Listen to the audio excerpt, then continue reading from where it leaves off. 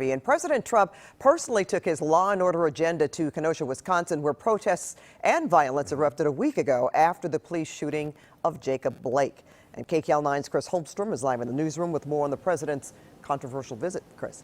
Pat and Juan, Kenosha has been the scene of unrest since that police shooting. Then shortly after, 2 protesters were shot and killed. This, as the president has made several remarks that have become controversial. So, as you can imagine, his visit was pretty heated. President Trump arrived in the embattled part of Kenosha, Wisconsin, under heavy security, accompanied by Attorney General Bill Barr and Homeland Security Chief Chad Wolf. Protesters greeted him, chanting phrases like "Black Lives Matter."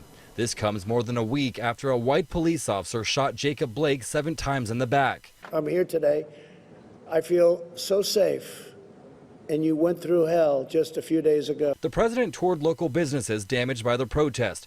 He also praised law enforcement at an operations center set up at a local high school. We will provide $1 million to the Kenosha law enforcement. I'm also providing nearly $4 million to support these small businesses that I talked about today that got burned up, burned down. During the visit, the president made no mention of the police shooting of Jacob Blake that prompted the violence. Instead, he spoke about what he calls domestic terrorism. Violent mobs demolished or damaged at least 25 businesses, burned down public buildings, and threw bricks at police officers, which your police officers won't stand for, and they didn't stand for it.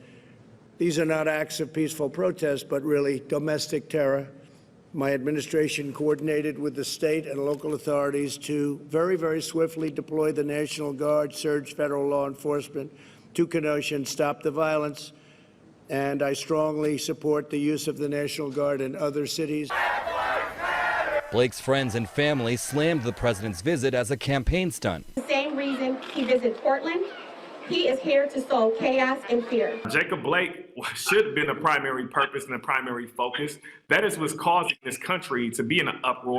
President Trump did not meet with Blake nor his family during his visit, saying the family wanted lawyers involved. I didn't get to speak to the mother. I hear she's a fine woman. I've heard that from the pastor. And the family says they don't have a pastor, so there was never any communication with the White House.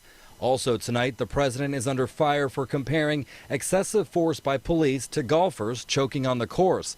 This interview is from Fox News. They choke, just like in a golf tournament.